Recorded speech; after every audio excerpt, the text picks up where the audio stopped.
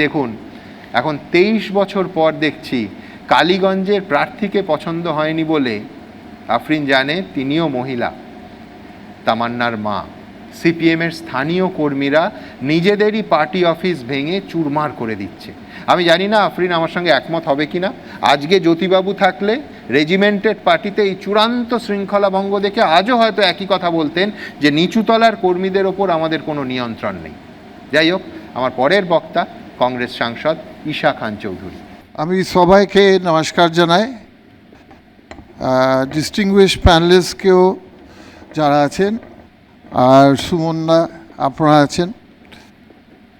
আজকে যে আলোচনা হচ্ছে সেটা আমাদের আগামী 2026 অ্যাসেম্বলি ইলেকশনের উপরে আলোচনা হচ্ছে।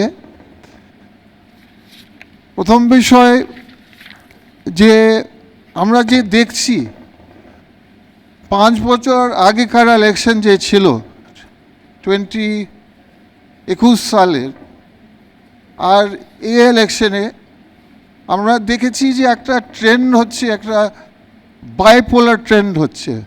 বাইপোলার ট্রেন্ড হচ্ছে মানে শেষে রাজনীতি মাটিতে দুই রুলিং পার্টিসে টিএমসি এবং বিজেপি তারা হাইলাইটেড হয়ে যাচ্ছে, আর ইম্পর্ট্যান্ট ভোটারের বিষয়গুলো বাদ পড়ে যাচ্ছে।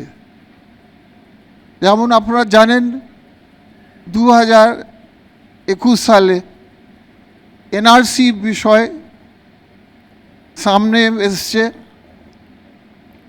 বাংলার ভোটার আমার মনে হয় না সঠিক ঠান্ডা মাথা ভোট করতে পারেনি, কারণ একদিকে